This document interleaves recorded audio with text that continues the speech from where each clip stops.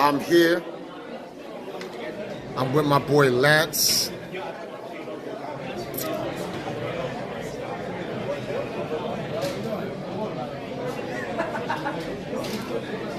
Let's get this done.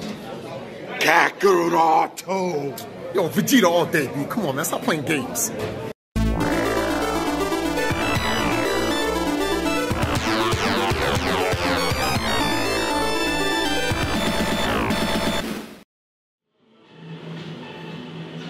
Dragon Ball Super Broly. Holy yeah. Okay, so we're just gonna get straight into it, man. Best Dragon Ball movie ever. I wanna go check it out. My boy Lance, Royal Lance, aka Lance AC. Wait on. Lancey Ace. Lancey Ace. So you can check Lance out on Twitter. If you've been watching his Twitter, or even if you go to my Twitter, you'll see we made a tweet together, and you'll see Lance. And give him a follow. Definitely, the guy actually treated me out. First day back into America. I'm gonna, obviously, you guys know I'm gonna go check my dad's funeral and all that other stuff and bury my father. And he decided to treat me out to Dragon Ball Super on the day it came out, the 16th. In IMAX. In IMAX. That's right. It was IMAX. We watched it in IMAX, and in fact, that's the only way you can watch the movie. Well, yeah. Today was the only day you could watch IMAX. Oh, you could only watch it in IMAX today? Oh, wow. Oops. So, okay. So, yeah, if you missed it today, if you missed it on the day it's supposed to come out, then you missed it. But you could watch it, but you could probably catch a showing on regular screen. It's still be good. It's still good enough. It's just that you missed it in IMAX. So just remember that. But let's get straight to the this film. So, seriously speaking, guys, this is the best Dragon Ball film that they ever made. But we have to put some context to it. It's only the best because every other Dragon Ball movie sucks because they don't have real good stories. The best story that they ever had is what with Tapion, with the flute and the Herdagon or whatever his name is, because they actually put effort in putting a story into that one.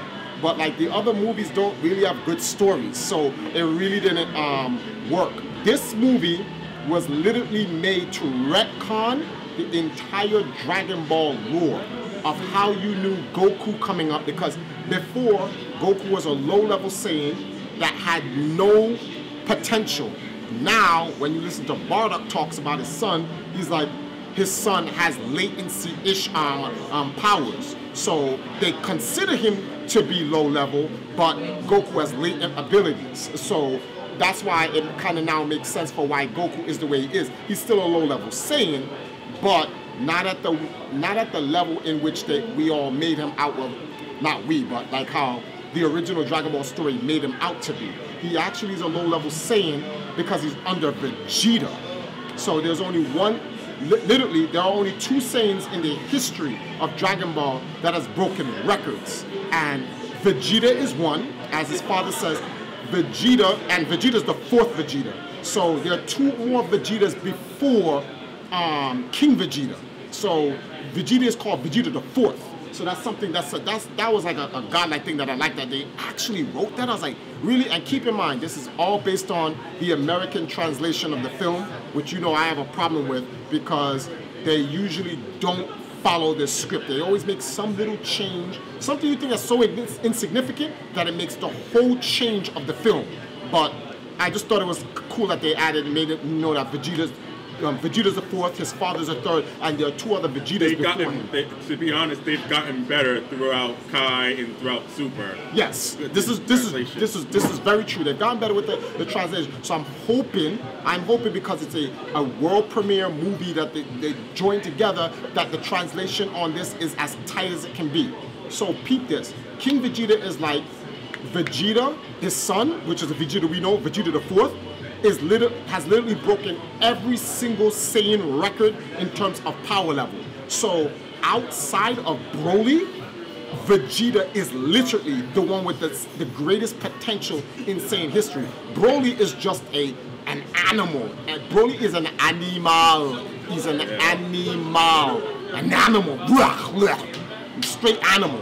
Broly's ridiculous. Yes. Like Broly's the greatest. And mind you, when you compare Broly's training to Goku and Vegeta's training, Broly's training was ass. And he still bust ass. Absolute foolishness.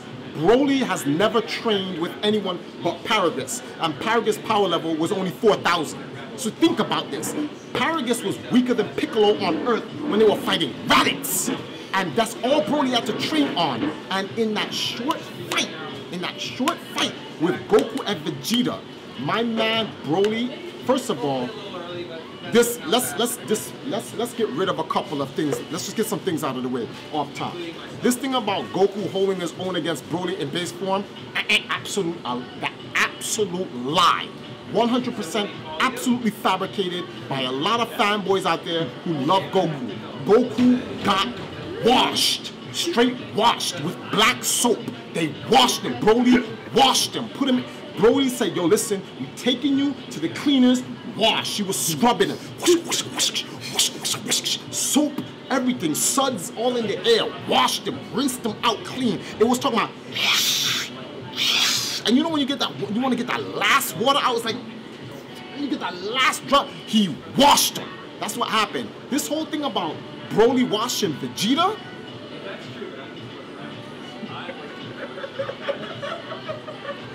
Absolutely fabricated.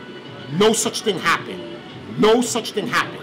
Vegeta washed Broly until Broly got powerful enough, and before Broly could get in and do anything to Vegeta, Goku stepped in and took the L for Vegeta. So once in the lifetime of Dragon Ball, they say, we ain't gonna play Vegeta. We're just gonna let Goku get washed, and which is what happened. So they just washed Goku. So that's fine. But the reality is that the legendary Super Saiyajin, and it's not saying, the legendary Super Saiyajin, Broly is literally the strongest, period. You need it. Super Saiyan Broly was holding toe-to-toe with Gogeta and Super Saiyan Gogeta. That's where Super Saiyan Broly was. Literally, Gogeta had to turn Super Saiyan Blue, which forced Broly into green. Well, I don't know if Broly, wait, did Broly go green before Vegeta turned blue? Or was it the opposite? I'd have to double check on that. But either way... Did he reach his form, like, when he was fighting Goku? Huh? Was I mistaken? When Frieza killed his dad? When Frieza killed his dad, that forced him into Super Saiyan. I don't know when he tried. Literally so much colors were displayed on it. I was catching an epileptic seizure. I don't know when Broly actually turned legendary. But at some point in the fight with Gogeta, he turned legendary. And I'm going to tell you how powerful he is. He tanked a Super Saiyan Blue Gogeta Soul Punisher. He tanked it. He ate it. My man literally said, gump. Focus attack. Focus attack. My man just ate the whole... He swallowed a Soul Punisher. He is a monster. And keep in mind, he is fighting veteran Super Saiyan Blue Goku, veteran Super Saiyan Blue Vegeta in Gogeta form, significantly powered up, and he was able to hold his own. Now, clearly, you know why Broly lost? Experience. Real talk. He lost because of experience. Now, a lot of people say, oh, it's because it's more power. But in reality, it's not the power. He lost because of inexperience, man. That's what he used. In fact, in the entire fight, they were literally alluding to that he was going to lose because of experience. Frieza even said, when he was talking to Paragus and the whole 9 yards. But he literally held his own. I'm like, you guys got to go watch this movie. You got to go watch the movie. I don't want to get too much into the lore because I want to talk more about the fight, because no matter what you talk about the fight, it's worth watching. But the lore of the story is something you have to see. I wouldn't want to spoil that for you. But they changed a lot of things, B. A lot of things in the beginning is changed. And they're alluding to some big stuff with Vegeta later on in the future. Like when Vegeta was turning Super Saiyan, his hair was green. When Goku was turning, for like 1 second, when Goku was turning Super Saiyan Blue, his hair was white. Now, a lot of people are going to say, like, Geekdom already talked about this. He says he doesn't believe that there's anything beyond that other than it's just being blue and white and whatever. But I disagree. It took time. It's one thing to animate something. It's another thing to color something. And I believe that they colored this purposely for that 1 second on both of their transformations to hint towards something in the future Dragon Ball movies in which Broly is going to be a part of, in which Frieza is going to be a part of again. I think they're going to kill Broly in the next movie that he's in. And I think Vegeta is going to become the new legendary Super Saiyan, and Goku is going to have his Ultra Instinct, and the legendary Super Saiyan and Ultra Instinct is relatively like on par with the same power. That's what I think is gonna that's gonna happen in the immediate future, and it will kind of be cool to see all of that, whatever the case may be. But this movie is like, yo, this movie was godlike. You gotta go see it. There's nothing else to talk about other than this movie is godlike. I just wanted to give you. We literally just came from seeing it. We in Starbucks catching our little Emperor's tea and some hot chocolate. I just had to give this out so I can just upload this straight. So by the time you guys are watching this, you know that you got this ASAP from Triforce. A-grade movie, best Dragon Ball I've seen since, because you know Toei's not that great when it comes to Dragon Ball. So yeah. But they actually for once sat down and said, all right guys, let's write a good story.